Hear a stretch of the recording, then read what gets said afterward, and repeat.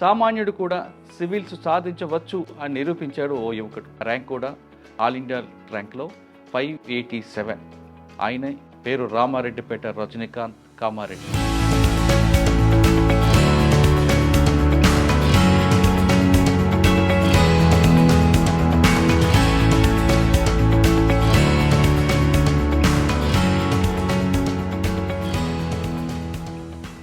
పెరిగింది చాలా గ్రామీణ ప్రాంతం, మధ్యతరగతి కానీ మధ్యతరగతి కింద కుటుంబం.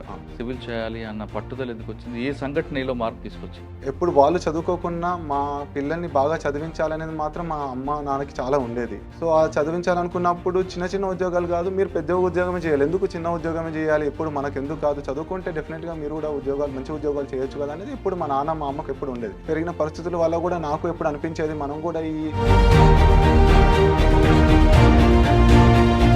సో వాళ్ళ బాధలు నా బాధలు ఎప్పుడు తెలిసి ఉంటాయి కాబట్టి ఎవరికో హెల్ప్ చేస్తూ ఉండాలి, ముందుకు తీసుకెళ్ళాలి అనేది ఇప్పుడు ఉండేది. 3 సార్లు ఫెయిల్ అయినప్పుడు బాధ అనిపించలేదా? అరే ఇంతమంది చదువుతున్నారు, ఎందుకురా వెళ్ళడం, వెనక్కి వెళ్ళిపోయి ఆ టీచర్ ఉద్యోగం చేసుకుందాం అనుకున్నారా? నేను ఎందుకు సాధించకూడదు అనే ఒక పట్టుదల వచ్చింది. ఫెయిల్ అవుతున్న ప్రతిసారి ఫినాన్షియల్ గా చాలా ప్రాబ్లమ్స్ ఉండేవి. మళ్ళీ వెళ్తే తిరిగి రాలేము. ఒక్కసారి ఆల్రెడీ ఒకప్పుడు అనిపించేది మన వల్ల కాదు, ఇంకా మెయిన్స్ కూడా అవ్వట్లేదు, సరే ప్రిలిమ్స్ అంటే దాటం, మెయిన్స్ అవ్వట్లేదు, వెళ్ళిపోదాం అని అనిపించేది. ఒక పేపర్లో 120 వచ్చి ఒక పేపర్లో 60 మార్క్స్ వేశారు. జీర్ణించుకోలేకపోయాను. ఎందుకు భయపడాలి? నేను ఏం కోల్పోవట్లేదు, నేను ఏం వచ్చినప్పుడు నేను ఐఎస్ కాలేదు కదా, ఫస్ట్ ఇంటర్వ్యూ కాబట్టి. క్వశ్చన్స్ ఏమంటారు, మీరే ముందు ప్రిపేర్ అవుతారు. అక్కడ మీరు ఆల్రెడీ ప్రిపేర్ అయిన ఆన్సర్లు చెప్దాం అనుకున్నారా, లేదు అక్కడ వచ్చిన క్వశ్చన్కి ఆన్సర్ రిలేటెడ్ వెంటనే చెప్పారనుకున్నారు? హౌవెవర్ ఇక్కడ ఎలా ఉంటుందంటే అంత టైం ఉండదు ఆలోచించడానికి. You hardly take 30 seconds. రెండోది ఏంటంటే సో దాని మీద ఫోకస్ చేయడం వల్ల ఆటోమేటిక్గా finally I believed in that principle and finally gain it. మీరు పోలీసింగ్ వెళ్ళారు ఎప్పుడైనా? వెళ్ళాను సార్. ఒకసారి కామారెడ్డిలో వెళ్ళాను, ఒకసారి హైదరాబాద్లో కూడా పోలీస్ స్టేషన్కి వెళ్ళడం జరిగింది. అక్కడ మాట్లాడే భాష ఏదైతే ఉందో, చదువుకున్న వ్యక్తులుగా తీసుకోలేకపోయా. విషయం కూడా తెలియకుండా నార్మల్గా వేరే వాళ్ళతో వెళ్ళినా కానీ అక్కడ మర్యాద లేకపోవడం, వాళ్ళకి లేని వాళ్ళకి చాలా డిఫరెన్స్ అక్కడ ఉంటుందని అర్థమైంది. ఉన్నవాడు వెళ్తే గవర్నమెంట్ ఉంది లేని వాళ్ళ కోసం, ఉన్నవాడు ఇలానే వెళ్ళిపోతాడు, లేనివాడే కదా ముందు వెళ్ళేది. Welcome to I dream.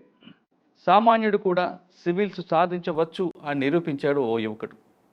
ఒకసారి కాదు, 2 సార్లు కాదు, 3 సార్లు కాదు, 6వసారి సివిల్ సాధించాడు. మధ్యతరగతి కుటుంబంలో పుట్టి గ్రామీణ ప్రాంతంలో పెరిగి ప్రభుత్వ స్కూల్లో చదివిన కుర్రాడు 5 సార్లు రాశాడు.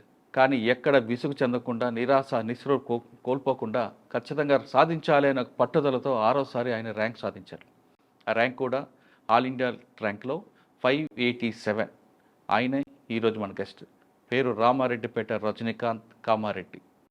రజనీకాంత్ 6 సార్లు రాసిన తర్వాత కూడా సాధించడం వెనక కృషి ఏంటి, ఆ కఠోర శ్రమ వెనక పడ్డ కష్టం ఏంటి, అతనికి 6 సార్లు కూడా తల్లిదండ్రులు ఏ విధంగా ప్రోత్సహించారు, ఎంతమంది ఆయనకు సహకరించారు విషయాన్ని ఆయన తెలుసుకుందాం. రజనీకాంత్ నమస్తే, కంగ్రాట్స్. నమస్తే sir, thank you so much. పట్టు వదలని విక్రమార్కులాగా నువ్వు సాధించావు.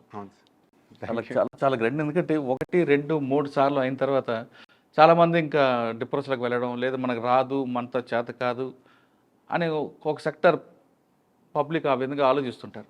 మన వల్ల కాదు, ఎక్కడో ఉండాలి, దీని వెనక ఏదో రాజకీయ పలుకుబడి ఉండాలి, ఇటువంటి అపోహలు కల్పిస్తుంటారు కొంతమంది.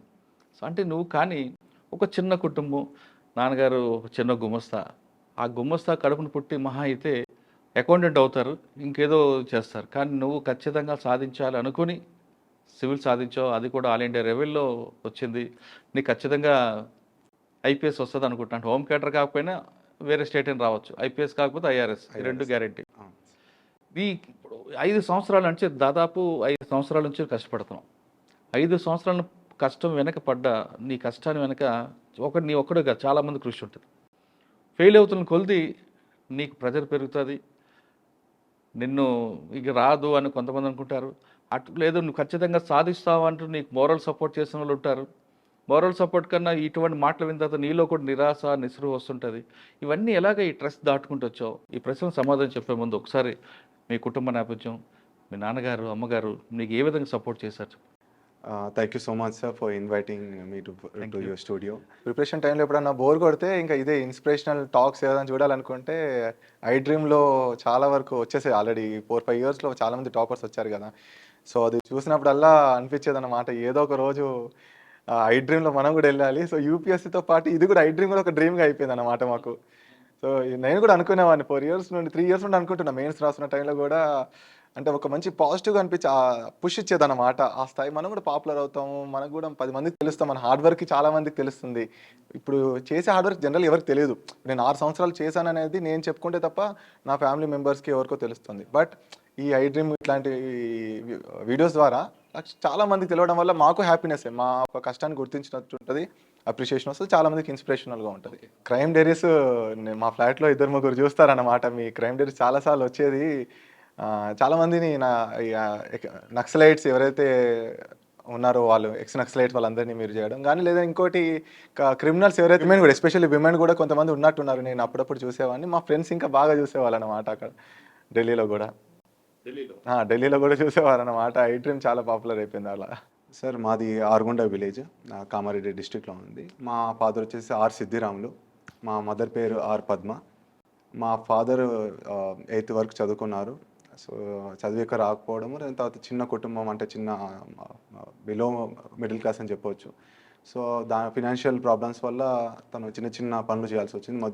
మొదట్లో గుమస్తాగా వెళ్ళి 50 రూపాయలకు పని చేసేవారు. ఎవరు? నాన్నగారు. తర్వాత మళ్ళీ డ్రైవర్గా చేశారు. ఒక 10 సంవత్సరాలు డ్రైవర్గా చేస్తూ తర్వాత మళ్ళీ ప్లంబింగ్ నేర్చుకున్నారు, ప్లంబర్గా చేసుకున్నారు. సో ప్లంబర్గా నేర్చుకున్న తర్వాత కొన్ని సంవత్సరాలకి మళ్ళీ కాంట్రాక్ట్లు తీసుకోవడం, ఒక 4 పెట్టుకొని పని చేయించడం. తర్వాత మళ్ళీ బిల్డింగ్లు కాంట్రాక్ట్లు తీసుకోవడం, బిల్డింగ్ కట్టించడం. మీరు ఎంతమంది? మేము 2. మీరు? నేను, మా అన్నయ్య ఉన్నారు. ఆయన ఏం చేస్తారు? మా అన్నయ్య ఇంటర్మీడియట్ వరకు చదువుకున్నారు. తర్వాత తెలంగాణ ఉద్యమంలో అప్పుడు 2008-9 టైంలో ఉద్యమంలో బాగా ఆసక్తి చెంది ఉద్యమంలో వెళ్ళిపోయి ఇంకా చదువు ఆపేశారు. సో ఇంకా ఉద్యమంలోనే ఉంటూ చిన్న పనులు చేసుకుంటూ ఉన్నాడు. ఇంకా అమ్మ కూడా చదువుకోలేదు. సో బీడీలు చేసేది, మా దగ్గర బీడీలు ఎక్కువ చేస్తారు. ఏ పని లేకపోతే బీడీల వరకు ఎప్పుడు ఉంటుంది అక్కడ. సో బీడీలు చేసుకుంటూ ఇంకా మమ్మల్ని చదివిస్తూ ఉన్నారు. మా నాన్న చిన్న పనులు చేసుకుంటూ ఇంకా అలా. పెరిగింది చాలా గ్రామీణ ప్రాంతం, మధ్యతరగతి కింద కుటుంబం. అసలు ఆలోచన ఎందుకు వచ్చింది మనకి సివిల్ చేయాలి అన్న పట్టుదల ఎందుకు వచ్చింది? ఏ సంఘటన నీలో మార్పు తీసుకొచ్చింది? ఒకటైతే ఎప్పుడు వాళ్ళు చదువుకోకుండా మా పిల్లల్ని బాగా చదివించాలనేది మాత్రం మా అమ్మ నాన్నకి చాలా ఉండేది. సో ఆ చదివించాలనుకున్నప్పుడు చిన్న ఉద్యోగాలు కాదు, మీరు పెద్ద ఉద్యోగమే చేయాలి, ఎందుకు చిన్న ఉద్యోగమే చేయాలి, ఎప్పుడు మనకు ఎందుకు కాదు, చదువుకుంటే డెఫినెట్గా మీరు కూడా మంచి ఉద్యోగాలు చేయొచ్చు కదా అనేది ఎప్పుడు మా నాన్న మా అమ్మకు ఎప్పుడు ఉండేది. సో అది ఒకటి. రెండోది ఏంటంటే పెరిగిన పరిస్థితుల వల్ల కూడా నాకు ఎప్పుడు అనిపించేది, మనం కూడా ఈ పవర్టీ నుండి ఎప్పుడైనా సరే మనం ఇంకా మంచి పై స్థాయికి వెళ్ళాలి, ఇంకా చిన్న ఉద్యోగాలు కాదు, మంచిగా చదువుకుందాం. నేను చదువులో కూడా కొంచెం పర్లేదు, బాగానే చదివేవాడిని. సో అనిపించింది ఇంకా మంచి ఉద్యోగమే, మంచి ఎగ్జామ్స్ రాద్దాం, ఎందుకు చిన్న ఉద్యోగాలు రాయాలి, ప్రయత్నిద్దాం, పెద్దదానికి రాకపోతే చిన్నదానికి వెళ్దాం అనుకున్నాను. సో ఆ విధంగా. మూడోది ఏంటంటే సోషల్ సర్వీస్ చేయాలనేది ఎప్పుడు చిన్నప్పటి నుంచి ఉండేదన్నమాట. నాలాంటి వాళ్ళు ఎంతోమంది, నేను వాళ్ళతోనే పెరిగే వాళ్ళం కదా, మన ఆ ఏ క్లాస్లో ఆ బ్యాచే ఉండేది కదా, మనకైతే 8th క్లాస్ వాళ్ళైతే తిరిగేవాళ్ళు కాదు. సో వాళ్ళ బాధలు నా బాధలు ఎప్పుడు తెలిసి ఉంటాయి కాబట్టి ఎవరికో హెల్ప్ చేస్తూ ఉండాలి, ముందుకు తీసుకెళ్ళాలి అనేది ఎప్పుడు ఉండేది. దానివల్ల పెరిగిన ఏరియా కామారెడ్డి కానీ, ఆర్మూరు, ఇవన్నీ మెదక్లో ఇదంతా కూడా కొంచెం భావజాల ప్రభావం ఉంటుంది. ఇప్పుడు పడలేదా నీ మీద? అంటే అది ఎప్పుడు ఉన్నది, అలానే ఉండేది కొంచెం. మళ్ళీ తర్వాత ఇంటర్మీడియట్ అనేది నేను ఏపీఆర్జేసీలో చేశాను, నాగార్జున సాగర్. తర్వాత డిగ్రీ వచ్చేసి ఢిల్లీ యూనివర్సిటీలో చేయడం. తర్వాత ఫ్రెండ్స్ మళ్ళీ ఆంధ్ర వీళ్ళందరూ ఉండేవాళ్ళు పక్కన. ఆ విధంగా ఇంటర్మీడియట్ ఎక్కడ? ఏపీఆర్జేసీ నాగార్జున సాగర్లో చదివాను. అక్కడికి ఎందుకు వచ్చావు? యాక్చువల్గా అప్పుడు ఎంట్రన్స్ రాసాము, అది గవర్నమెంట్ చాలా మంచిగా, నారాయణ చైతన్య అందరు అనేవాళ్ళు. నాకు 10th లో 553 మార్క్స్ వచ్చాయి. రాగానే ఇంజనీరింగ్ చేయించేద్దామని అందరికీ ఉన్న విషయమే కదా, అందరు ఇంజనీర్ చేస్తున్నారంటే, నేను మా నాన్నగారు కూడా ఇంజనీరింగ్ వెళ్ళిపో అంటే, లేదు నాకు సిఈసి తీసుకోవాలని ఉంది, ఎందుకంటే సిఈసిలో సోషల్ బ్యాక్గ్రౌండ్ అయితే ఎగ్జామ్స్కి బాగా హెల్ప్ అవుతుంది, సివిక్స్, ఎకనామిక్స్, కామర్స్ ఇట్లాంటి సబ్జెక్టుల వల్ల మనకి ఎగ్జామ్స్కి బాగా హెల్ప్ అవుద్ది. నేను ఎలా అయినా నాకు ఇంజనీరింగ్ చేయాలని, నాకు ఇంజనీరింగ్ కావాలి, డాక్టర్ కావాలని ఎప్పుడు లేదు. సో ఇటువైపే వద్దాం అనుకున్న, ఆఫీసర్ గవర్నమెంట్లో చేయాలని అది ఉండేది. దానివల్ల నేను సిఈసి అన్నిటికీ ఏపీఆర్జేసీ గవర్నమెంట్ కాలేజ్లో బాగా చెప్తారు అన్నప్పుడు ఎంట్రన్స్ రాశాను. అప్పుడు 3వ ర్యాంక్ వచ్చింది 2011. ఆ తర్వాత అక్కడ జాయిన్ అయ్యి తర్వాత మళ్ళీ నెక్స్ట్ యూనివర్సిటీలో చేయాలన్నది ఉండేది. ఎందుకంటే ఆర్ట్స్కి యూనివర్సిటీ అయితే చాలా మంచి ఎడ్యుకేషన్ ఉంటుంది. ఆ. ఇంజనీర్స్కి ఎట్లయితే ఐఐటి ఎన్ఐటీస్ ఉంటాయో ఇంకా మన ఆర్ట్స్ వైపు సెంట్రల్ యూనివర్సిటీస్ ఏవైతే ఉన్నాయో అందులో చేద్దాం అనుకున్నాను. అప్పుడు ఢిల్లీ యూనివర్సిటీలో అప్లై చేసుకున్నాను, వచ్చింది. అక్కడ బిఏ చేశారు? హిస్టరీ చేశాను. ఢిల్లీ బిఏ హిస్టరీ ఆనర్స్ చేశాను. అచ్చా, అసలు సైన్స్ బ్యాక్గ్రౌండ్ మీకు లేదు. లేదు మరి ఇటువైపు ఎలాగొచ్చారు? యాక్చువల్ అది ఇప్పుడు ఈ ఎగ్జామ్లో మోస్ట్లీ మీకు జనరల్ నాలెడ్జ్తోనే ఎక్కువ ఉంది. History, polity, economy, geography, only some to an extent science and technology, environment ఇవి ఉంటాయి. మిగతా అంతా ఎథిక్స్ కానీ ఇవన్నీ కూడా ఆర్ట్స్ వైపే కదా. అదొక added advantage. But only in CSAT, ఏదైతే సీసాట్ ఉందో అందులో బాగా మ్యాథ్స్ రావాలి. అచ్చా. మ్యాథ్స్ అనేది బాగా అక్కడ డిఫికల్టీ అనిపించేది. ఒకసారి అందులో ఫెయిల్ అయ్యాను, ఒక 2 సార్లు ఫెయిల్ అయ్యాను, కానీ 4 సార్లు పాస్ అయ్యాను అందులో సీసాట్లో. కష్టపడ్డాను ఎందుకంటే ఆర్ట్స్ కదా. కానీ సాధారణంగా చాలా మందికి ఆర్ట్స్ గ్రూప్లో ఉన్న వాళ్ళకి మనం దీన్ని సూట్ కావని ఒక ముద్ర ఉంది. అవునండి. అంటే మొదట్లో ఒకప్పట్లో మాత్రం ఆర్ట్స్ వాళ్ళు బాగా చదువుకునే వాళ్ళు, తర్వాత ఈ ఇంజనీరింగ్ స్టూడెంట్స్ బాగా క్లియర్ చేయడం వల్ల ఈ ఆర్ట్స్ వాళ్ళకి చాలా అనిపించింది, అరే ఎన్ఐటి ఐఐటి వాళ్ళు చేస్తున్నారు, మనం ఈ డిగ్రీ కాలేజీలో చదువుకొని ఎలా చేస్తాం, చిన్న చిన్న గవర్నమెంట్ స్కూల్లో కాలేజీలో చదువుకుంటే కష్టం అనుకునే వాళ్ళు. కానీ నేను ఎప్పుడు అది మైండ్లో పెట్టుకోలేదు. ఎవరైనా సాధించవచ్చు అనేది మాత్రం నా మైండ్లో ఎప్పుడూ ఉంది. అలానే ప్రయత్నిస్తూ ఉన్నాను. ఎన్ని ఫెయిల్యూర్ వచ్చినా ప్రయత్నిద్దాం. ఇంకోటి, నా ఫెయిల్యూర్ ఎప్పుడు అంత చాలా దూరంగా లేదు, దగ్గరలోనే పోతుంది. సో దగ్గర సరే, సివిల్స్ రాయాలని ఆలోచన ఎక్కడ ఎవరు తీసుకొచ్చారు మీకు? అంటే మన సొంత ఊరు నుంచి ప్రారంభమైన ఆలోచన? అంటే చిన్నప్పుడు ఒక ఆఫీసర్ కావాలనేది ఉంది. ఆఫీసర్ అంటే ఇంకా సివిల్ సర్వీసెస్. ఇంకోటి పేపర్లు చదివాను చిన్నప్పటి నుండి. అందులో డిస్ట్రిక్ట్ కలెక్టర్, ఎస్పీలే ఎక్కువ మనకు కనిపిస్తూ ఉంటారు కదా. సో అలా చదవడం కూడా ఇంకా ఇదే ఉద్యోగం. అంటే ఈ వీళ్ళు ఇది కావాలంటే ఏం చేయాలి, సివిల్స్ చేయాలి. డిస్ట్రిక్ట్ కలెక్టరో ఎస్పీఓ కావాలంటే సో అనుకున్నప్పుడు సివిల్స్ అప్పుడు అర్థమైంది. డిగ్రీ ఫస్ట్ ఇయర్ ఆ టైంలో అర్థమైంది. అప్పటి నుంచి మొదలుపెట్టాను స్లోగా. కానీ అప్పుడు మధ్యలో మళ్ళీ డివేట్ అయ్యాను. డిగ్రీ అయిపోగానే ఒక టీచర్గా చేశాను 2 సంవత్సరాలు ఇక్కడ హైదరాబాద్లో. తర్వాత 18 నుండి స్టార్ట్ చేశారు. 2018లో స్టార్ట్ చేసి 2018 ఫస్ట్ అటెంప్ట్లో ప్రిలిమ్స్లో కాలేదు, కొట్టింది. సెకండ్ పోయింది, థర్డ్ పోయింది, తర్వాత ఫోర్త్. ఎందుకు 3 సార్లు ఫెయిల్ అయినప్పుడు బాధ అనిపించలేదా? అరే ఇంతమంది చదువుతున్నా ఎందుకురా వెళ్ళడం, వెనక్కి వెళ్ళిపోయి ఆ టీచర్ ఉద్యోగం చేసుకుందాం అనుకున్నారా? లేదు ఖచ్చితంగా సాధించాలి, నేను ఎందుకు సాధించకూడదు అని ఒక పట్టుదల వచ్చిందా? సార్ ఫెయిల్ అవుతున్న ప్రతిసారి ఫినాన్షియల్గా చాలా ప్రాబ్లమ్స్ ఉండేవి.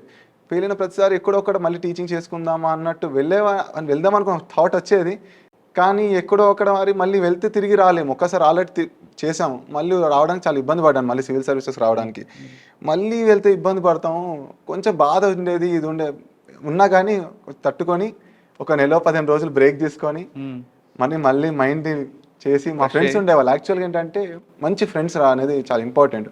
నాకు అఖిల్ అని ఒక ఫ్రెండ్ ఉండేవాడు, ఇప్పుడు అసిస్టెంట్ కమాండెంట్గా ఉన్నాడు, నా క్లాస్మేట్ ఇంటర్మీడియట్.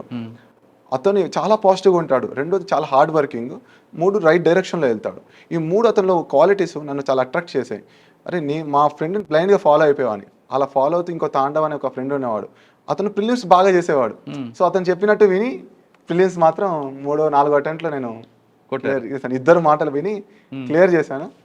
తర్వాత మెయిన్స్కి మళ్ళీ నాకు మంచి ఫ్రెండ్స్ దొరికారు. నేను కొంచెం ఢిల్లీకి వెళ్ళాను మెయిన్స్ ప్రిపరేషన్ కొంచెం దానికోసం అని. అక్కడ సాయి ప్రకాష్ అనే ఒక అబ్బాయి ఉండేవాడు. అతను ఫస్ట్ అటెంప్ట్లో ఐపీఎస్ వచ్చింది, నా రూమ్మేట్. అక్కడ ఇప్పుడు అకాడమీలో ట్రైనింగ్లో ఉన్నారు. మధ్యలో మళ్ళీ ఈవెల్ తీసుకుని ఐఏఎస్కి ట్రై చేశారు, రాలేదు. ఇప్పుడు అకాడమీలో ట్రైనింగ్లో ఉన్నారు. అతను ఇద్దరు కలిసి ఉండేవాళ్ళం. సో మెయిన్స్ నాది అవ్వట్లేదు, ఫస్ట్ టైం రాసిన మెయిన్స్ అవ్వలేదు, అతనిది అయ్యింది. అప్పుడు మళ్ళీ అతని గైడెన్స్ తీసుకునేవాడిని. సో సాయి ప్రకాష్ తర్వాత ఇంకో ఫ్రెండ్ 22లో మళ్ళీ నాకు సుభాష్ అనే ఒక ఫ్రెండ్ పరిచయం లైబ్రరీలో. ఇద్దరం చాలా క్లోజ్ అయిపోయాం. అతనికి ఐఆర్ఎస్ వచ్చింది 22లో. సో ఇద్దరు నా పక్కనే ఉండేవాళ్ళు. మళ్ళీ వాళ్ళు ఐఏఎస్కి ప్రిపేర్ అయ్యారు వాళ్ళిద్దరు. తర్వాత క్రాంతి, ఇంకో 2-3 ఫ్రెండ్స్ ఉన్నారు. వాళ్ళు ఎప్పుడు వాళ్ళ ఇంతకుముందు మెయిన్స్ రాసి పాస్ అవ్వడం, అలాంటి కంపెనీ వల్ల ఎప్పుడు పక్కనే ఉండడం వల్ల బాగా నేర్చుకున్నాను వాళ్ళ దగ్గర. పాజిటివ్ వైబ్రేషన్ చాలా బాగా పాజిటివ్. పక్కనే వాళ్ళు క్లియర్ చేస్తూ అంటే ఒకప్పుడు అనిపించేది మన వల్ల కాదు, ఇంకా మెయిన్స్ కూడా అవ్వట్లేదు, సరే ప్రిలిమ్స్ అంటే దాటం, మెయిన్స్ అవ్వట్లేదు, వెళ్ళిపోదాం అని అనిపించేది. కానీ ఈ ఫ్రెండ్స్ ఉండడం వల్ల మాత్రం ఫ్రెండ్స్ సపోర్ట్ బాగుంది. ఒకవైపు అమ్మా నాన్న ఫైనాన్షియల్ ప్రాబ్లమ్స్ ఉన్నాయంటారు, వాళ్ళు ఎప్పుడు కూడా వచ్చారా మనకి ఎందుకు అన్నారా? లేదండి, మా ఫ్యామిలీ వాళ్ళు ఎంత ఇబ్బంది పడ్డా వాళ్ళు తినకున్నా కానీ అది మాత్రం ఎప్పుడు కూడా నెలకి పంపించేవాళ్ళు. ఒక 2 రోజులు 3 రోజులు నెలకి అటు ఇటు అయినా కానీ చాలా వరకు నాకు ఎప్పుడు కూడా ఫినాన్షియల్గా ప్రిపరేషన్, నువ్వు చదువు, నువ్వు అవుతుంది అనేది వాళ్ళు నమ్మారు, నేను నమ్మాను. నేను వాళ్ళకు పాజిటివ్గా చెప్తూనే ఉన్నాను, అవుతుంది, దగ్గరలోనే పోతుంది, ఎక్కువ దూరం లేదు మనకు, కొన్ని మార్కులు 5-10 మార్కులతో పోతుంది, అవుతుంది అన్న నమ్మకం వాళ్ళకు ఉండేది, నాకు ఉంది. 5 సార్లు అయిపోయింది, 6వ సారి రాశారు. ఆరోసారి కూడా ఒకవేళ ఫెయిల్ అయితే మీరు ఏం చేద్దాం అనుకున్నారు? స్టేట్ మన తెలంగాణ స్టేట్ అప్పుడే గ్రూప్ 1 మళ్ళీ అవును. పెట్టడం జరిగింది కదా, అది మంచి ఒక ఊరటగా అనిపించింది. ఓకే, ఇది పోతే సరే ఆల్ ఇండియా సర్వీస్ ప్లాన్ రాకుండా బి ఉంది రెడీగా. ప్లాన్ బిలో గ్రూప్ 1 సర్వీస్ అయితే మన స్టేట్లో మళ్ళీ సరే ఏదైనా ఆఫీసరే కదా, మన స్టేట్లో ఉంటాం, మళ్ళీ మన ప్రజలకి సేవ చేసుకోవచ్చు అనేది మళ్ళీ ఆ ఫీలింగ్ వచ్చింది. కాబట్టి 2 సంవత్సరాలు మళ్ళీ అలా గడిచిపోయింది, ఎందుకంటే ఇది లేకుండా అది ఉందని. మళ్ళీ last 2 attempts 5th 6th attempt అయితే ఉండడం వల్ల ప్రిలిమ్స్ రాసినప్పుడు స్టేట్లో 2 సార్లు జరిగాయి కదా, ప్రిలిమ్స్ అయిపోయేది, మెయిన్స్కు మనకు జరగలేదు కాబట్టి. అచ్చా, సరే ఒకసారి మనం వెనక్కి వెళ్దాం. 2018 నుంచి మీరు 23 వరకు కొట్టారు, 5 years. ఆప్షన్ ఏం తీసుకున్నారు మీరు? నాది హిస్టరీ ఆప్షనల్ సార్. ఎందుకో? నేను చదివింది BA history honours Shri Venkateswara college Delhi యూనివర్సిటీలో. తర్వాత MA హిస్టరీ కూడా ఇగ్నోర్ నుండి చేశాను, డిస్టెన్స్లో MA పూర్తి చేశాను హిస్టరీలోనే. అలానే UGC నెట్ రాసాను, నెట్ క్లియర్ అయింది. సో దాంట్లో నాకు బాగా సబ్జెక్ట్ కానీ అందులో చాలా మంది ఏమంటారంటే ఎక్కువ పేపర్లు రాయాలి, రాస్తూనే ఉండాలి అంటారు. అవును సార్, అది చాలా చదవాలి. హిస్టరీ అనేది రాసేది అది చాలా వాస్ట్ గా ఉంటది, చదవాలి, చాలా రాయాలి, చాలా గుర్తు పెట్టుకోవాలి. అందులో మీకు క్రీస్తు పూర్వాలు అన్నీ ఉంటాయి కదా. సార్ అవన్నీ గుర్తుపెట్టుకోవడం చాలా డేట్స్ గుర్తు పెట్టుకోవాలి, చాలా నేమ్స్ ఉంటాయి, చాలా నేమ్స్ ఒకటి కాదు, ఎందుకంటే ఇది కాన్సెప్ట్ ఏమి ఉండదు అక్కడ. డైరెక్ట్ గా మీరు ఆ నేమ్స్ కానీ, ఇప్పుడు హిస్టోరియన్స్ కూడా ఉంటారు, ఆ హిస్టోరియన్స్ కూడా నేమ్స్ గుర్తు పెట్టుకోవాలి, వాళ్ళ కాన్సెప్ట్ వాళ్ళ థియరీస్ ఉంటాయి, ఆ థియరీస్ గుర్తుపెట్టు. సో మెమరీ పవర్ ఇక్కడ, మెమరీ గేమ్. అంటే క్రీస్తు పూర్వ వరకు వెళ్తుంటారు కదా. ఎక్కడో మన ఇండస్ వ్యాలీ సివిలైజేషన్ నుండి మొదలు అందులో ఎన్ని సైట్స్ ఉన్నాయి, ఆ సైట్స్ పేర్లు, ఆ సైట్స్ లో ఇంపార్టెంట్ ఎక్స్కవేషన్స్ ఏం జరిగాయి, లేదా తర్వాత ఆ వేదిక్ సివిలైజేషన్ లో ఏం జరిగాయి. సో చాలా మెమరీ గేమ్. అంటే ఒకవేళ హిస్టరీ తీసుకోవడం వల్ల 5 సార్లు మీకు ఇబ్బంది అయిందా? యాక్చువల్లీ సాధారణంగా ఆంథ్రోపాలజీ, సోషియాలజీ తీసుకుంటారు కదా కొంతమంది, పబ్లిక్ అడ్మినిస్ట్రేషన్ కొంచెం ఈజీగా. అది అడ్వాంటేజ్, నాకు డిసడ్వాంటేజ్ రెండు జరిగింది సార్. ఎలా? ప్రిలిమ్స్ లో బాగా అడ్వాంటేజ్ సార్ అది, ఎందుకంటే హిస్టరీ నుండి 20 క్వశ్చన్లు వస్తాయి. హిస్టరీ చదవడం వల్ల ఒక 18-17 క్వశ్చన్లు పెట్టేవాడిని ఈజీగా. సో అక్కడే మనకు 50 క్వశ్చన్లు వస్తే మనకు సరిపోద్ది, నాకు 17 క్వశ్చన్లు హిస్టరీలో సరిపోయి. సో ఎకానమీ, పాలిటీ, జాగ్రఫీ ఒకవేళ 3-4 సబ్జెక్ట్స్ చదివి కొంచెం కొంచెం వచ్చినా సరిపోద్ది నాకు. సో అలా ప్రిలిమ్స్ కొంచెం అడ్వాంటేజ్ అయ్యేది, ఓన్లీ సీసాట్ కొంచెం అలా అయ్యేది. కానీ తర్వాత మళ్ళీ మెయిన్స్కి వచ్చేసరికి స్కోరింగ్ తగ్గిపోతుంది. మెయిన్స్లో హిస్టరీ ఆప్షన్లో ఎక్కువ మార్కులు రావట్లేదు. ఈసారి కూడా నాకు ప్రాబ్లం, ఫస్ట్ టైం రాసినప్పుడు ఒక పేపర్లో నాకు 60 వచ్చాయి, ఒక పేపర్లో 120 వచ్చాయి, ఒక పేపర్లో 60 మార్క్స్ వేశారు. అసలు జీర్ణించుకోలేకపోయాను నేను. MA హిస్టరీ చేసి UGC నెట్ క్లియర్ చేసి, అంటే ఒక అసిస్టెంట్ ప్రొఫెసర్ క్వాలిఫై అయిన వారిని రెండో పేపర్ హిస్టరీ, రెండో పేపర్లో 16 మార్క్స్ అనేసరికి ఐ కుడెంట్ డైజెస్ట్. వదిలేద్దాం అనుకున్నాను history. I thought to go for anthropology are sociology or any other optional arts subject. But again I thought like ఒక్కసారి కదా మెయిన్స్ ఇచ్చాం, రెండోసారి మెయిన్స్ ఇద్దాం, చలో ఒక్కసారి తప్పు జరిగిందంటూ, మన తప్పు ఉందో వాళ్ళ తప్పు ఉందో తెలియదు. నెక్స్ట్ టైం రాశాను, బాగా అంటే డీసెంట్గా వచ్చాను, not top. I scored 135 and 130 marks. The same paper I scored 130. ఎక్కడైతే 60 తీసుకున్నానో అక్కడే 130 తెచ్చుకున్నాను. So I was in the good, మంచి మెయిన్స్ ఒక 3 మార్క్స్తో మిస్ అయింది ఆ టైంలో. మీరు MA హిస్టరీ చేశారు, తర్వాత దీంట్లో అదే ఆప్షన్ తీసుకున్నారు కదా, బుక్స్ ఏం చదివారు అసలు? ఫస్ట్లో అయితే NCERTs ఉంటాయి కదా, ఆ NCERTsని న్యూ NCERTs అంటాం, ఆ న్యూ NCERTs బాగా చదువుకున్నాను. తర్వాత ఏంటంటే కొన్ని స్టాండర్డ్ బుక్స్ హిస్టరీ ఆప్షనల్లో మా గ్రాడ్యుయేషన్ టైంలో ఏవైతే చదువుకున్నానో మళ్ళీ ఒకసారి రివిజన్ చేసుకున్నాను. దాంతోపాటు MA ఇగ్నో బుక్స్ ఉంటాయి, MA హిస్టరీ ఇగ్నో బుక్స్, అవి చాలా బాగుంటాయి యాక్చువల్గా. అక్కడ నుండి కూడా క్వశ్చన్స్ వచ్చే అవకాశాలు ఉంటాయి ఇగ్నో నోట్స్ నుండి. సో ఆ 3. తర్వాత సెల్ఫ్ స్టడీ హిస్టరీ అని ఒక ఇన్స్టిట్యూట్ ఉంది, ఆన్లైన్ ఇన్స్టిట్యూట్, అందులో వాళ్ళ నోట్స్ ఉంటాయి, ఆ నోట్స్ కూడా. సో 4-5 సోర్సెస్ని చదివి వాటి నోట్స్ చేసుకున్నాను. అచ్చా, అంటే మొత్తం 5th అటెంప్ట్లో కొట్టారు, 6th అటెంప్ట్లో వచ్చింది, లాస్ట్ అటెంప్ట్లో. ఇప్పుడు కొంచెం గాలి పీల్చుకున్నారా? చాలా. ఒకసారి ఒక నెత్తి మీద చాలా పెద్ద బండ, ఇన్ని రోజులు మోస్తున్న బండ ఒక్కసారి తీసేస్తే ఇలా ఇంత ఫ్రీగా ఉంటాం, అలా ఉంది. ఓకే, ఇంటర్వ్యూలో నాకు డైరెక్ట్ ఫస్ట్ ఇంటర్వ్యూ ఇందులో. బట్ నేను ఇంటర్వ్యూ తీసుకున్నారా? మాక్ చాలా ఇచ్చాను, ఢిల్లీలోనే ఇచ్చాను. నేను ఢిల్లీలోనే ఉన్నాను ప్రిపరేషన్ లాస్ట్ 2 years నుండి. అక్కడ ఒక 15 ఇన్స్టిట్యూట్స్లో ఇచ్చాను, ఇంక్లూడింగ్ వాజీరావు రెడ్డి కానీ, చహల్ అని, ఫోరం అని, ఒక మంచి మంచి ఇన్స్టిట్యూట్లో ఇచ్చాను.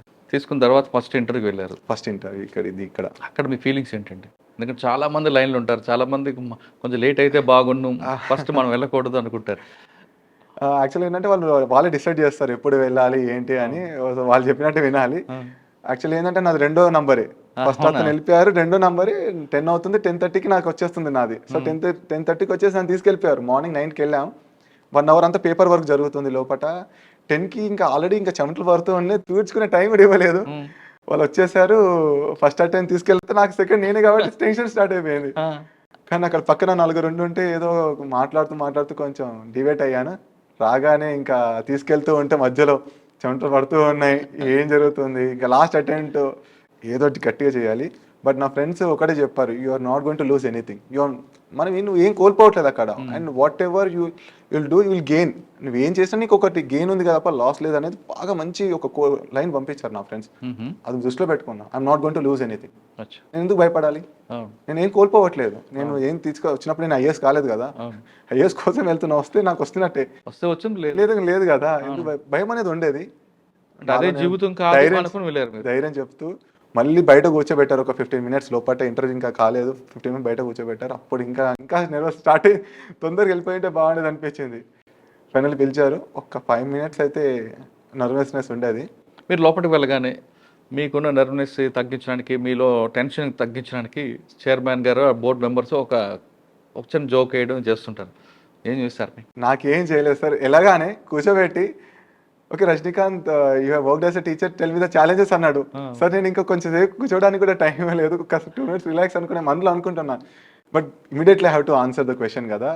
సో ఇంకా ఆ క్వశ్చన్ అయ్యేంత వరకు కొంచెం నర్వస్నెస్. ఆ క్వశ్చన్ అయిపోగానే ఇంకా స్టాప్. ఎందుకంటే అలర్ట్ అయ్యాను.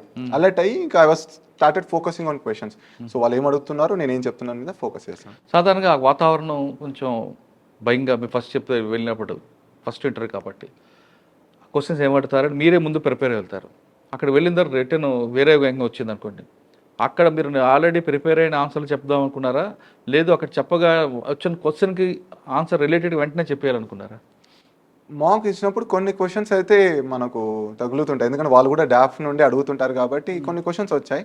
హౌఎవర్ ఇక్కడ ఎలా ఉంటుందంటే అంత టైం ఉండదు ఆలోచించడానికి. You hardly take 30 seconds, 20 or 30 seconds తీసుకొని. రెండోది ఏంటంటే కొన్ని క్వశ్చన్స్ వాళ్ళు ట్విస్ట్ చేసి అడగవచ్చు. కొంచెం ఆ మూమెంట్లో కూడా మనకు వాళ్ళు ఏం అడుగుతున్నారు, మన రిసీవింగ్ మోడ్లో మనం డిఫరెంట్గా మైండ్ ఉంటుంది కదా, మనం తీసుకునేది వేరేగా ఉండొచ్చు. బట్ ఆన్సర్స్ చాలా డైరెక్ట్గానే వచ్చేసాయి. ఏది ప్రిపేర్ అయిన ఆన్సర్స్ అయితే ఎక్కువ రాలేదు. అంటే ప్రిపేర్ మోస్ట్లీ ప్రొఫెషనల్గా అయిపోయిందండి. ఎక్కడ కూడా నార్మల్గా జోక్ కానీ అలాంటి నా కేసులో జరగలేదు. మేబీ అదర్స్ కేసులో జరగవచ్చు. కొన్నిసార్లు వాళ్ళు చెప్పే ఆన్సర్ బట్టి బుల్షిట్ అంటూ చైర్మన్ గారిని ఎవరని అలాంటి నాది చాలా ప్రొఫెషనల్గా జరిగింది. ఆల్మోస్ట్ నా అకాడమిక్ బ్యాక్గ్రౌండ్ హిస్టరీ నుండి వచ్చాయి. తెలంగాణ గురించి అడిగారు. నేను టీచింగ్ చేసాను, టీచింగ్ నుండి క్వశ్చన్స్ వచ్చాయి. ఎకనామీ బ్యాక్ కొంచెం ఉండేది, సో ఎకనామీ అడిగారు. అలాగే. ఓకే, ఎంతసేపు అయింది ఇంటర్వ్యూ? 30 minutes జరిగింది. 30 minutes. అప్పుడు మీకు బయటికి రాగానే అనిపించిందా? వచ్చేటప్పుడు నవ్వుకుంటూ వచ్చానండి. ఎందుకంటే లాస్ట్లో ఒక క్వశ్చన్ అడిగారు, జపాన్ ఎందుకు ఇండస్ట్రీస్లో ప్రోగ్రెస్ అవుతుంది, ఇండియా ఎందుకు ఇంకా ఇండస్ట్రియల్ లెవెల్, మన సర్వీస్ సెక్టర్ ఎక్కువ ఉంటుంది కదా, మన దగ్గర సర్వీస్ ఉంది కానీ ఇండస్ట్రీ ఎందుకు రావట్లేదు అనగానే నేను అన్నాను, సార్ చాలా కొంచెం ఎక్కువ హార్డ్ వర్క్ చేస్తున్నారు, నిద్ర కూడా పోవట్లేదు. నేను చాలాసార్లు మెట్రోలో వెళ్తూ ఉంటే వాళ్ళు నిద్రపోతూ ఉంటారు మెట్రోలో కూడా అనగానే, చైర్మన్ అవును నేను కూడా చూసాను ఈ మధ్య యూట్యూబ్లో వచ్చిందంటే నవ్వుతున్నాం ఆ టైంలో లాస్ట్లో. అంటే కొంచెం అలా ఫన్నీగా. ఎవరు నిద్రపోవట్లేదు అక్కడ? వాళ్ళు ఆల్మోస్ట్ 10 to 12 hours వర్క్ మీద ఎక్కువ ప్రెషర్ పెట్టడం వల్ల వాళ్ళు నిద్ర కూడా చాలా తగ్గిపోయింది వాళ్ళకు. సో వాళ్ళు స్లీప్ కూడా ఆల్మోస్ట్ వాళ్ళు ట్రావెలింగ్లో నిద్రలో ఉంటున్నారు. వాళ్ళు 4 hours 5 hours స్లీప్లో ఉంటున్నారు అక్కడ, నాకు తెలిసిన ఇన్ఫర్మేషన్. సో అది నేను కొంచెం ఆ విధంగా రియల్ లైఫ్ ఎగ్జాంపుల్స్ అంటే నాకు గుర్తొచ్చింది ఆ టైంలో. సో అలా చెప్పగానే సార్ కూడా నేను కూడా చూసానని వాళ్ళ కొలీగ్తో చెప్తున్నా. అక్కడ సార్ వేరే వాళ్ళు ఉంటే వాళ్ళతో అవునవును నేను చాలాసార్లు చూసానండి యూట్యూబ్లో వస్తుంటాయి వీడియోస్లో అన్నాను. అప్పుడు నవ్వుకుంటా ఇంకా okay Rajinikanth interview is over అనగానే నవ్వుకుంటే బయటకు వచ్చాను. అమ్మాయి అట్లీస్ట్ వెళ్ళినప్పుడు కొంచెం నెర్వస్నెస్ ఉన్నా బయటకు వచ్చేటప్పుడు పాజిటివ్ అయింది. ఆల్మోస్ట్ అన్ని క్వశ్చన్స్ బాగానే చెప్పాను అనిపించింది. బాగానే చెప్పాను. అది బయట రాగానే ఆనందాన్ని ఎవరు షేర్ చేస్తారు? అమ్మా నాన్నకి చేశారా, ఫ్రెండ్స్కి చేశారా? ఫస్ట్ మా పేరెంట్స్కి అయిపోయి ఇంటర్వ్యూ అయింది. అక్కడ వాళ్ళు వచ్చారు, యాక్చువల్గా ఇంటర్వ్యూ కోసం రమ్మని చెప్పాను, వచ్చారు. వాళ్ళు వేరే దగ్గర ఉంటే వచ్చేసేయండి ఇంక ఇంటర్వ్యూ కాగానే. నెక్స్ట్ మా ఫ్రెండ్ సుభాష్ కాల్ చేశాను, తర్వాత సాయి ప్రకాష్ వీళ్ళు ఉన్నారు కదా, అఖిల్, నా ఫ్రెండ్స్ ఎవరైతే కన్సిస్టెంట్గా ఉన్నారో వాళ్ళకి కాల్ చేసాం. వెంటనే 2 minutes మాట్లాడాను. ఇంటర్వ్యూ అయింది, బాగా జరిగింది, డీసెంట్ జరిగింది అనుకున్నాను. మార్క్స్ కూడా డీసెంట్గా వచ్చాయి. ఓకే, వెళ్ళే ముందు కానీ లేదా పరీక్ష రాస్తున్నప్పుడు కానీ 5 సంవత్సరాల జర్నీలో మీరు ఏమన్నా దేవుడిని నమ్మారా, లేదు అంతా నా కష్టం ఏదో వెళ్తుంది అనుకున్నారా? లేదు సార్, నేను డెస్టినీ నేను నమ్ముతాను. ఆల్రెడీ ఆ కర్మ సిద్ధాంతం మనకు ఆల్రెడీ రాసి పెట్టింటే వస్తుంది అనేది నేను ఎప్పుడు నమ్ముతూ ఉంటాను. అవెవర్ మళ్ళీ ఆ భగవద్గీతలో ఉంటుంది, మన కృషిని నమ్ముకోవాలి, ఫలితాన్ని కాదన్నట్టు. నేను ఎప్పుడు కూడా వర్క్నే బిలీవ్ చేస్తాను. రిజల్ట్ ఎన్ని ఫెయిల్స్, అదే మేజర్ రీజన్ ఏంటంటే రిజల్ట్ని ఎప్పుడు నేను బాధ కలిగిస్తుంది కానీ నేను దాన్ని కన్సిడర్ చేయలేదు. సో వర్క్ మీద ఫోకస్ చేస్తున్నాను. నా వర్క్ ఏంటి, వీక్నెసెస్ ఏమున్నాయి, ఎందుకు నేను ఫెయిల్ అవుతున్నా, సో దాని మీద ఫోకస్ చేయడం వల్ల ఆటోమేటిక్గా finally I believed in that principle and finally it gave me reason. అంటే కర్మ సిద్ధాంతం నమ్ముతారు మీరు? కొంచెం నమ్ముతాను. కొంచెం అంటే కొంచెం అంటే ఇక్కడ వరకు నాకు నా లైఫ్లో జరుగుతున్న ఇన్సిడెంట్ ప్రకారం అయితే ఆ విధంగా ఉందనిపించింది. భగవద్గీతలో ఏదైతే మనము కృషి చేయండి ఫలితాన్ని ఆశించకూడదు అనే దాన్ని చాలా స్ట్రాంగ్గా బిలీవ్ చేస్తాను. ఎందుకంటే దానివల్ల మీరు ఫలితాన్ని ముందే ఆశిస్తే బాధ ఎక్కువ వస్తుంది. అప్పట్లో నాకు అనిపిస్తుంది ఆ ఫిలాసఫీలో మేజర్ రీజన్ ఏంటంటే మీరు ఆనందంగా ఉండడానికి ఎలా బ్రతకాలో నేర్పించారు వాళ్ళు. సో ఆనందంగా ఉండాలంటే మీరు రిజల్ట్ని చూడకండి, మీరు పని మీద ఫోకస్ చేయండి. మీరు పని మీద ఫోకస్ చేస్తే అక్కడ ఏమైతే వీక్నెసెస్ ఉంటాయో వాటి మీద ఎక్కువ మళ్ళీ కన్సిడర్ చేయొచ్చు, ఫోకస్ చేయొచ్చు. మీరు రిజల్ట్ మీద ఆలోచిస్తే నువ్వు చేసేది బాగానే చేస్తున్నావు అనుకుంటావు ఎప్పుడు కూడా.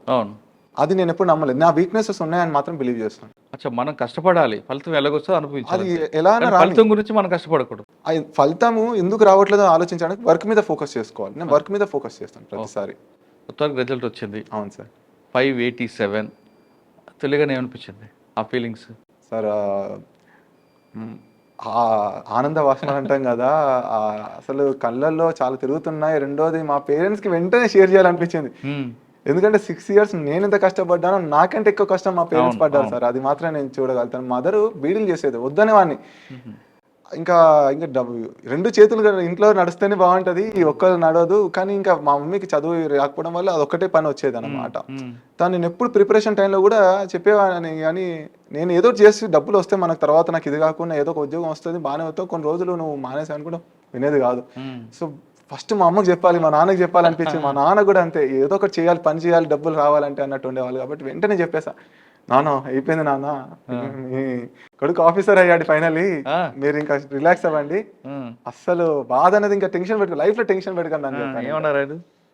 థ్యాంక్ యూ చెప్తున్నా, నాకు చాలా థ్యాంక్ యూ చెప్తున్నా. థ్యాంక్ యూ నాన్న, నువ్వు చాలా కష్టపడ్డావు. So it was so emotional moment sir. అప్పుడెక్కడున్నారు మీరు? నేను ఢిల్లీలో ఉన్నాను సార్. ఇక్కడికి వచ్చినప్పటికి నేను వెంటనే వచ్చేసాను సార్. ఇంకా ఫ్లైట్ ఎంత అయింది, ఇంకా ఫ్లైట్ డబ్బులు అడిగి మా ఫ్రెండ్ని, అరే డబ్బులు ఏదో నేను ఇంటికి వెళ్ళాలని చెప్పేసి 10,000 అడిగి ఇంటికి వచ్చేసాను. రాగానే సార్ ఇంకా వాళ్ళు చూసి ఏడ్ చేశారు సార్ మా మదర్. ఇంకా అంతా వీడు ఇంత కష్టపడ్డాడు, వీడు మాత్రం అసలు వదలట్లేదు ఇది కానీ. సో మమ్మీ నన్ను ఎక్కువ అప్రిషియేట్ చేస్తుంది అన్నమాట, నీ కష్టం వల్ల నువ్వు అయ్యావు. మీరు ఐఏఎస్ కానీ ఐపీఎస్ కానీ అవ్వాలనుకుంటే మీకు ఒక గోల్ ఉంటుంది, ప్రజలకి ఈ విధంగా సేవ చేయాలి, ఈ రంగాల్లో వాళ్ళకి మనం సపోర్ట్ చేయాలి. ఎగ్జాంపుల్ ఐఏఎస్ అయ్యారనుకోండి, ఎక్కువ దేని మీద ఫోకస్ చేస్తారు మీరు? ఎడ్యుకేషనా, స్కిల్ డెవలప్మెంటా, అన్ఎంప్లాయ్మెంటా, లేదా ఉమెన్ ఎంపవరా, లేదంటే అగ్రికల్చరా, దేని మీద ఎక్కువ ఫోకస్ ఉంటుంది? నా మైండ్లో ఎప్పుడూ 2-3 ఉండేవి సార్. ఒకటి అయితే ఎడ్యుకేషన్, ఎస్పెషలీ మా కామారెడ్డి, నిజామాబాద్ ఆ ప్రాంతంలో విమెన్ లిటరసీ చాలా తక్కువ sir, below national average. For example మా మదర్ చదువుకోలేదు కదా, అసలు జీరో నా ఎడ్యుకేషన్ అన్నమాట. అక్కడ మా మమ్మీ వాళ్ళ అక్కలు చెల్లి ఎవరు చదువుకోలేరు అట్లా ఆ ప్రాంతంలో. విమెన్ లిటరసీ బాగా ఎంకరేజ్ చేయాలని ఎప్పుడు ఉండేది. రెండోది ఏంటంటే సార్ అగ్రికల్చర్. ఈ అగ్రికల్చర్లో సార్ మా చుట్టాలు చాలా మంది అగ్రికల్చర్ వాళ్ళు ఉంటే వాళ్ళకు ఇన్కమ్ సరిగ్గా చాలా తక్కువ ఉంటుంది సార్. సో ఏదో ఒకటి ఇన్నోవేటివ్గా మనం అగ్రికల్చర్లో కూడా మనం కాంట్రిబ్యూట్ చేయాలనేది ఉండేది. మూడోది ఏంటంటే ఈ చైల్డ్ మ్యారేజెస్ ఇవన్నీ బాగా జరుగుతాయి మా వైపు. చైల్డ్ మ్యారేజెస్ కానీ కొంచెం ఈ కాస్ట్ డిస్క్రిమినేషన్ కూడా చాలా ఉండేది. ఇప్పుడు ఉందా అంటే ఊర్లలో అయితే మీకు తెలిసిందే సార్, అది ఎక్కడొక్కడ ఓపెన్గా చేయకుండా కానీ కాస్ట్ డిస్క్రిమినేషన్ జరుగుతున్నాయి. ఒక 10 సంవత్సరాల బ్యాక్ అయితే, 15 సంవత్సరాల బ్యాక్ నేను చిన్నప్పుడు పెరుగుతున్న పరిస్థితుల్లో చూసింది. సో మైండ్లో ఉండేది. సో మనం అందరం ఈ ఎకనామికల్గా వాళ్ళని అప్లిఫ్ట్ చేయాలి, ఎకనామికల్గా ఎవరైతే ఉన్నారో బ్యాక్వర్డ్ కాస్ట్ కానీ అందరినీ మనం మంచి ముందుకు తీసుకెళ్ళి అందరూ మనం అన్ని కాస్ట్ ఈక్వల్ అయిపోయేటట్టు ఉండాలనేది ఈ 3-4 ఉండేవి మైండ్లో. స్ట్రాంగ్ రీజన్స్ సార్ నేను ముందుకు వెళ్ళడానికి. ఓకే, ఇవి కాకుండా ప్రతి మనిషికి కావాల్సింది విద్య, వైద్యం, హెల్త్ మీద మీరు ఏమైనా ఫోకస్ చేశారు అప్పట్లో? హెల్త్ కూడా అంటే గవర్నమెంట్ హాస్పిటల్స్ని బాగా ఎంకరేజ్ చేయాలని ఉండేది. ఎందుకంటే ప్రైవేట్ హాస్పిటల్లో సార్ ఇప్పుడు ఒక ఎంఆర్ఐ స్కాన్ తీయాలంటే నాకు సొంతగా నేను చూస్తుంది ఏంటంటే 10,000 రూపాయలు ఒక స్కాన్ తీయాలంటే.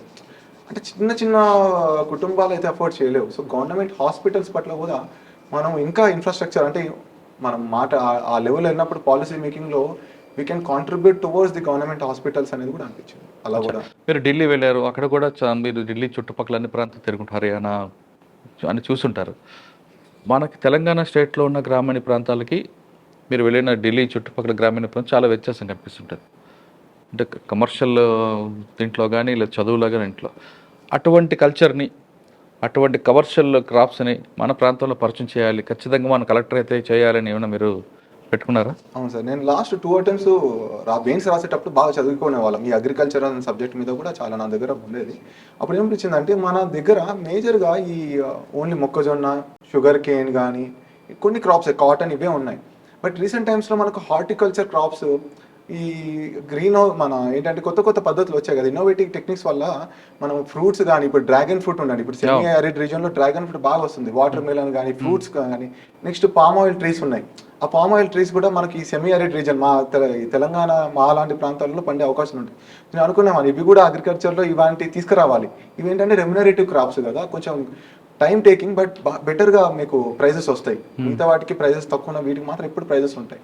సో ఇన్కమ్ లెవెల్స్ పెంచవచ్చు అనేది ఉద్దేశం ఉంది. అదొకటి.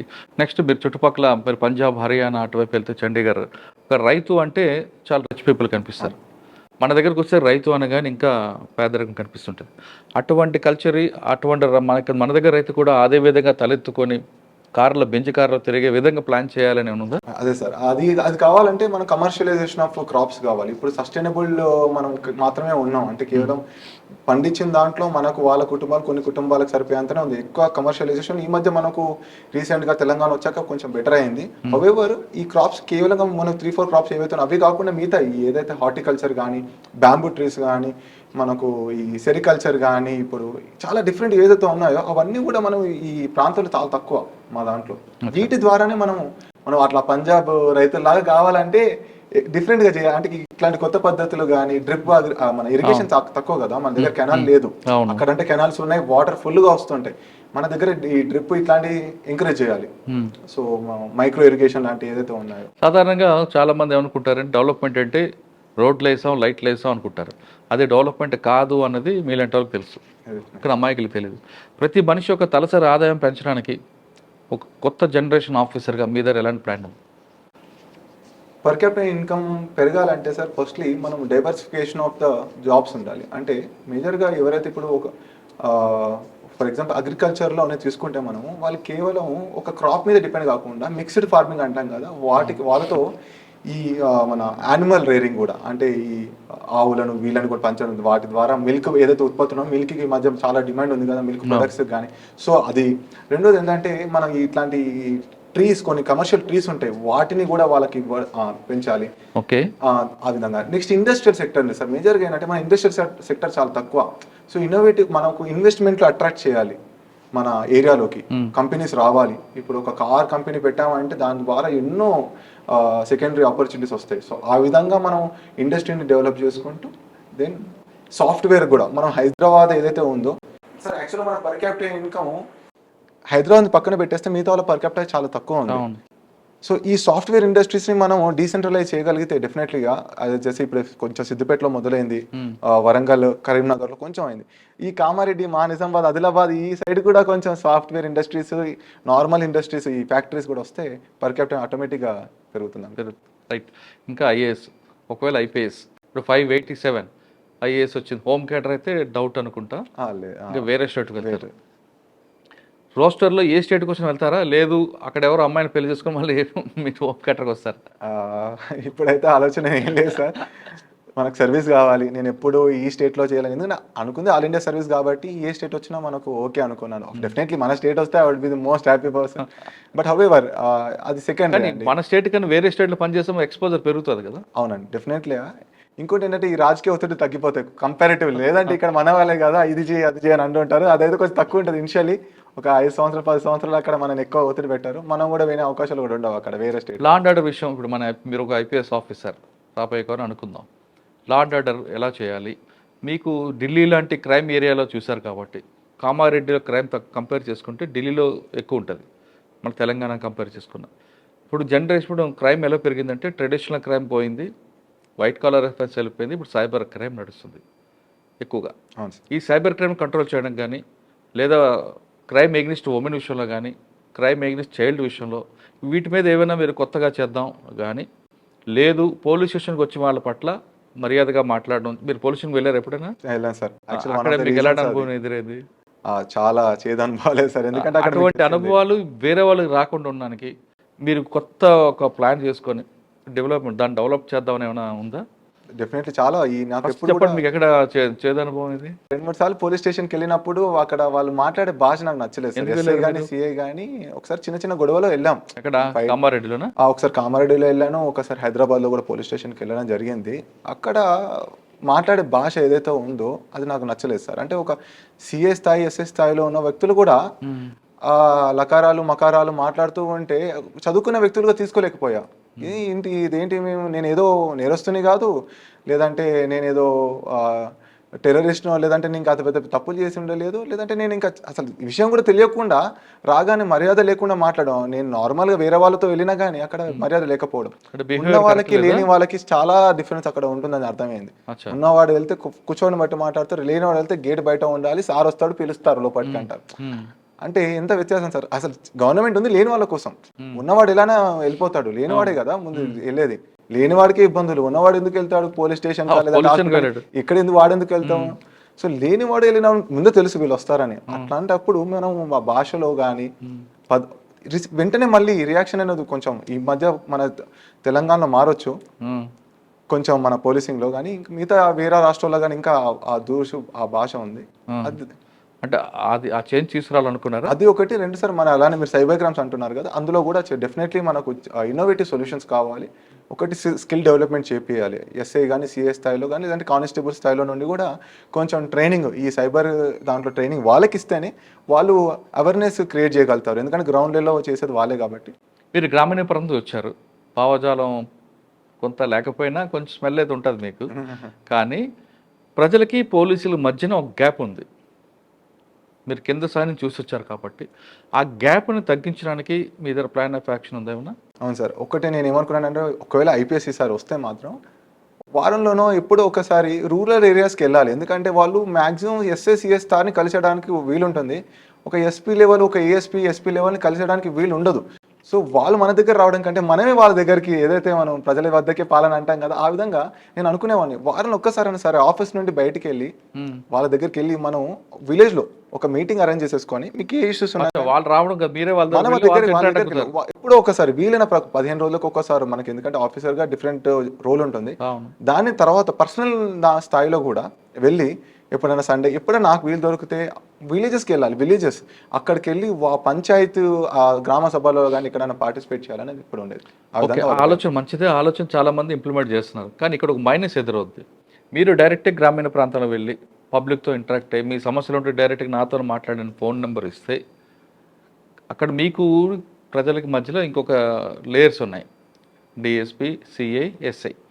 వాళ్ళు డైరెక్ట్గా వీళ్ళందరినీ ఓవర్కమ్ చేసి డైరెక్ట్ ఎస్పీతో మాట్లాడుతున్నారు కాబట్టి మాకు చాలా ఇబ్బంది అవుతుందంటూ కొంతమంది సబార్డినేట్స్ అంటుంటారు. అటువంటి సమస్య వచ్చింది అనుకోండి, మీరేం చేస్తారు అప్పుడు? ఇక్కడ బ్యాలెన్స్ అనేది చాలా ఇంపార్టెంట్. ఎలా అంటే నా ఒక మేజర్ ఉద్దేశం ఏంటంటే, ఒక ఆఫీసర్ ఎస్పీ లెవెల్ ఆఫీసర్ వాళ్ళ దగ్గరికి వెళ్ళి మాట్లాడిన వాళ్ళు ఒక ధైర్యం నింపాలని, అంతేగాని ఎస్ఐ సిఏ డిఎస్పీ జాబ్ని నేను చేస్తానని కాదు. నా జాబ్ ఏదైతే నా రోల్లో నేను చేస్తూనే ఉంటాను. కానీ మనం ఆ స్థాయికి వెళ్ళినప్పుడు, అరే నేను ఒక ఎస్పీ సార్తో మాట్లాడాననే ధైర్యం వాళ్ళు ఉన్నప్పుడు, వాళ్ళు ఎస్ఐ సిఐ దగ్గరికి వెళ్ళినప్పుడు కూడా ధైర్యంగా వాళ్ళ మాటలు చెప్పుకున్నాం. ఇప్పుడు నాకైతే ఎలా అయితే ఎప్పుడో ఒకసారి, రోజు అయితే కాదు, ఎప్పుడో ఒకసారి మనం కలిసినప్పుడు ఏదైతే ధైర్యం వస్తుందో, ఆ ధైర్యం నెక్స్ట్ టైం ఎస్ఐ పోలీస్ స్టేషన్కి వెళ్ళినప్పుడు, నేను ఎస్పీ లాంటి ఆఫీసర్ చూసినప్పుడు వీళ్ళతో కూడా మనం కొంచెం చెప్పే అవకాశం అయితే ఉంటుంది. ఆ ఉద్దేశం చెప్పే అవకాశం ఉంటుంది. ప్లస్ ఎస్పీతో కంపేర్ చేసుకుంటారు, అంటే ఆ విధంగా మనం ఆ స్థాయి ఎస్పీతో కంపేర్ చేస్తారు. కానీ ఎస్ఐ ఆ రూట్ బిహేవియర్ తట్టుకోలేరు కదా. అది కొన్ని అందులో ఇష్యూస్ రావచ్చు. మేము దాన్ని స్లోగా ఒక లోపలికి వెళ్ళాక తెలుసు, ఆ గ్రౌండ్ లెవెల్ ఇంకా మనం, ఎందుకంటే వెంటనే వెళ్ళగానే ఇంప్రూవ్మెంట్ వస్తుంది నేను అనను. నేను ఒకవేళ ఇంకా నేర్చుకున్నట్టు చాలా ఉంటాయి ఆ రోల్లో. ఒకవేళ ఐఆర్ఎస్ వచ్చింది, అవును సార్, అప్పుడు ఏం చేస్తారు? ఆర్థిక వ్యవస్థని సార్ ఏదైతే మనకు ఈ మధ్య ఈ కరప్షన్ కానీ ఇలాంటి ఎకనామికల్గా జరుగుతుంటే అది అక్కడ మినిమైజ్ చేయడానికి ట్రై చేస్తుంటాం అంతే. ఇక్కడ బ్లాక్ మనీ ఏదైతే జరుగుతుంది, మేజర్గా రీజన్ ఏంటంటే ఐఆర్ఎస్ వాళ్ళది బ్లాక్ మనీని రెడ్యూస్ చేయడం, ఎలిమినేట్ చేయడానికి మేజర్గా వీళ్ళు ఉంటారు ఐఆర్ఎస్ ఆఫీసర్లు. సో ఆ దాంట్లో ఎకనామికల్గా కానీ మనం కాంట్రిబ్యూట్ చేయొచ్చు కంట్రీకి. అంటే 3 వచ్చాయనుకోండి, 3 రాదు కానీ ఒకటి వస్తుంది గ్యారెంటీ. ఐఏఎస్ రాదు, ఐపీఎస్ లేదా ఐఆర్ఎస్. ఐపీఎస్ మీకు వస్తుంది అనుకుంటున్నా. వచ్చిందంటే ఒకవేళ పోలీస్ స్టేషన్కి వెళ్ళారు మీరు, ఫస్ట్లో ప్రతి ఆఫీసర్కి మంచి జిల్లు కొట్టదు.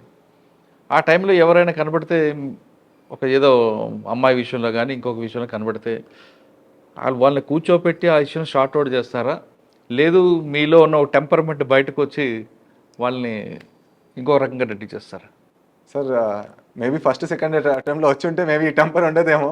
ఆల్రెడీ ఏజ్ కూడా వచ్చేసింది, అంటే ఆల్రెడీ 28, 29, 30 ఇయర్స్ దగ్గరకు వచ్చాం కాబట్టి మనం ఆ టెంపర్ ఇప్పుడు అన్ని సర్వీస్ అయ్యే లోపు ఆలోచించి 30 నిర్ణయం దాటుతాయి తీసుకుంటారా? కాబట్టి టెంపర్ అనేది తగ్గిపోయింది.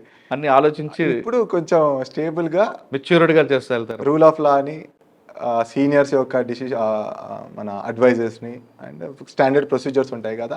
ఎందుకంటే ఆల్రెడీ ఫ్రెండ్స్ సర్వీస్లో వెళ్తూ ఉండడం వల్ల నాకు వాళ్ళతో ఇంటరాక్షన్ అవ్వడం వల్ల కొంచెం సిస్టమ్ అనేది తెలుసుకుంటూ వచ్చింది లాస్ట్ 2-3 ఇయర్స్లో. బట్ ఆ స్టెబిలిటీ వచ్చింది, మెంటల్ స్టెబిలిటీ కానీ మెచ్యూరిటీ కానీ.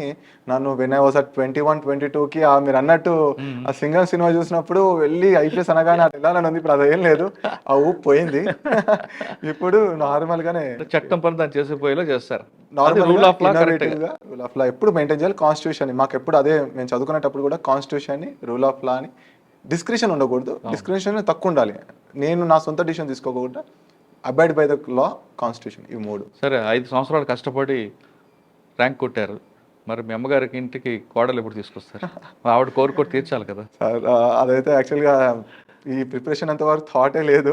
ఎందుకంటే ఈ జాబ్ లేకుండా ఇవ్వరు, మీకు తెలిసిందే విషయం. ఇంకా ఏం చేస్తున్నావు అంటారు ఇప్పుడు కూడా. అందుకోసం నేను పెళ్లిలోకి వెళ్ళలేదు. మీరు ర్యాంక్ వచ్చింది కాబట్టి సంబంధాలు వరుసగా వస్తుంటాయి. ఇప్పుడైతే ఇంకా రాలేదు సార్. మేబీ ఇంటర్వ్యూ చూసాక ఎవరన్నా వస్తే మాత్రం డెఫినెట్లీ. ఇంకా అమ్మగారు అడుగుతున్నారా చాలా 2 ఇయర్స్ నుండి అడుగుతున్నారు. ఈ ఇయర్ అనుకుంటాను. ఒకవేళ అంటే ఈ సంవత్సరం అమ్మగారిని అత్తగారు చేస్తారు అది వాళ్ళ ఇష్టం సార్, వాళ్ళ చేతిలో ఉంది. They respect me, I respect them. అంటే మీ మనసులో ఎవరు లేరు? అంటే ఉన్న సిచ్యువేషన్స్ దాటిపోయావా? అయిపోయాయి సార్. ఆ లవ్ ఏజ్ అనేది, ఆ లవ్ ఏజ్ అవన్నీ దాటుకుంటూ వచ్చేసాం. ఇంకా ఇప్పుడు ఇంకా we have to listen to the సొసైటీని కూడా వినాలి. ఇంకా వీఆర్ రెస్పాన్సిబుల్. మనం చేసేది ప్రతిదీ కూడా ఒక 10 మంది చూస్తూ ఉంటారు కాబట్టి respecting the society, the my family, my other people. మీ మీద మొత్తం అందరూ ఫోకస్ ఉంటుంది. చిన్న తప్పు చేసినా అది ఎక్స్పోజ్ అవుతుంది సార్. అదే తప్పే కనిపిస్తుంటది యాక్చువల్ గా. మంచి అనేది చాలా తక్కువ మంది తీసుకుంటారు. మీరు ఇప్పుడు వచ్చి ఏ స్టేజ్కి వచ్చారంటే మీకు వెళ్ళాడు పొలిటికల్ బ్యాక్గ్రౌండ్, ఫైనాన్షియల్ బ్యాక్గ్రౌండ్ లేదు. మీ ఓన్ ఇంటిగ్రేట్ ఎలా డెవలప్ చేసుకుంటూ వచ్చారు. ఇక్కడ చిన్న స్టోన్ పడిందంటే రాయి షోకేస్ మీద పడితే ఎలాగుంటుందో అంత ఇంపాక్ట్ అవుతుంది. ఇప్పుడు మీరు ఎంత కేర్ఫుల్గా ఉండాలో అంత కేర్ఫుల్గా ఉండాల్సి వస్తుంది. Definitely sir. అదే అందుకోసమే ఏ డిసిషన్ కూడా 10 మందిని కన్సల్ట్ అవుతూనే తీసుకోవాలి. ఇండివిజువల్గా ఇప్పుడు we are part of the system. ఇప్పుడు గవర్నమెంట్లో వచ్చాం కాబట్టి వీఆర్ టు కన్సల్ట్. ఫైనల్గా చెప్పండి, మిమ్మల్ని చూసి సాధించాలి అనుకున్న వాళ్ళు చాలామంది వస్తుంటారు. ఈ స్టోరీ చూసో లేదంటే మిమ్మల్ని ఇన్స్పైర్గా ఫాలో అయ్యి వస్తున్న ఆస్పిరెంట్స్ మీరు ఇచ్చే మెసేజ్ ఏంటి? ఒకటి సార్, డిసిప్లిన్ చాలా ఇంపార్టెంట్ లైఫ్లో. అది ఏ జాబ్ అయినా, అది ఏ అంటే ఎగ్జామ్ అయినా, ఏదైనా డిసిప్లిన్ చాలా ఇంపార్టెంట్. సెకండ్, కన్సిస్టెంట్గా ఉండాలి. 3, హార్డ్ వర్కింగ్ ఉండాలి. 4, స్మార్ట్ వర్క్. ఈ రోజుల్లో స్మార్ట్ వర్క్ చాలా ఇంపార్టెంట్. కాంపిటీషన్ చాలా పెరిగింది. సో హార్డ్ వర్క్ అందరూ చేస్తున్నారు కాబట్టి ఇక్కడ కొంచెం స్మార్ట్ వర్క్ ఉండాలి. 3, ఇంకా లాస్ట్ వచ్చేసేసి అయితే అన్సర్టనిటీ అనేది లైఫ్లో ఉంటుంది. Do not expect the result మీరు ఆలోచించకండి. మీరు ప్రాసెస్ని ఎంజాయ్ చేయండి. ఏదైనా, అది సివిల్స్ అయినా, గ్రూప్ 1 ఎగ్జామ్ అయినా, మీరు ప్రాసెస్ని ఎంజాయ్ చేయండి. రైట్ డైరెక్షన్లో వెళ్ళండి.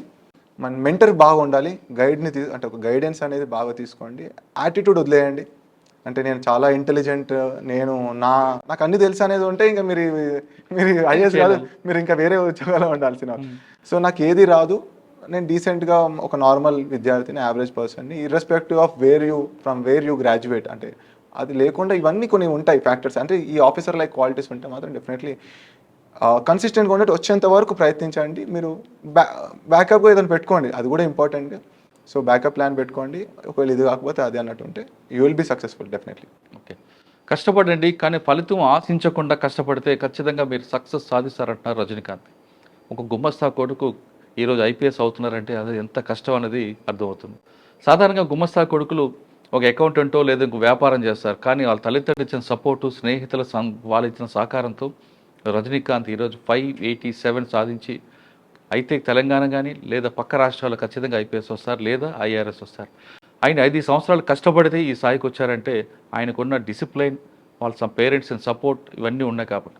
ఎక్కడ కూడా ఓవర్ కాన్ఫిడెన్స్ లేకుండా ఖచ్చితంగా సాధిస్తాను, చదువుతాను అనుకుని వచ్చారు. కానీ ఎక్కడ ఫెయిల్ అయిన ప్రతిసారి కూడా నిరాశ నిస్సురు చెందకుండా ఉన్నాడు కాబట్టి ఈరోజు అతని కుటుంబం ఈరోజు దేశం అంతా తలెత్తుకోలేగా చేస్తున్నారు. ఒక రైతు కుటుంబంలో పుట్టిన వ్యక్తి కలెక్టర్ అవుతున్నారు, ఒక గుమస్తా కుటుంబంలో పుట్టిన వ్యక్తి ఐపీఎస్ అవుతానంటే ఇటువంటి స్టోరీస్ అన్నీ కూడా మీరు వినండి, వీటిని ఫాలో అవ్వండి. అంతేగాని గాల్లో దీపం పెట్టి దేవుడా నువ్వే దిక్కు అంటే మాత్రం ఏ పని సాధించడంటూ రజనీకాంత్ స్టోరీ ఒక ఇన్స్పైర్ అవుతుంది. ఇది రజనీకాంత్తో ఎక్సలెంట్ గారు. మరో రోజు మరో గెస్ట్తో మళ్ళీ కలుద్దాం. అంతవరకు నమస్తే. Thank you brother. All the best. నువ్వు మంచి పేరు తెచ్చుకోవాలి. ఏ రాష్ట్రంలో ఉన్నా తెలంగాణ కుర్రాడు తుమ్ము లేపాడు అని రావాలి. Definitely sir. Thank you so much.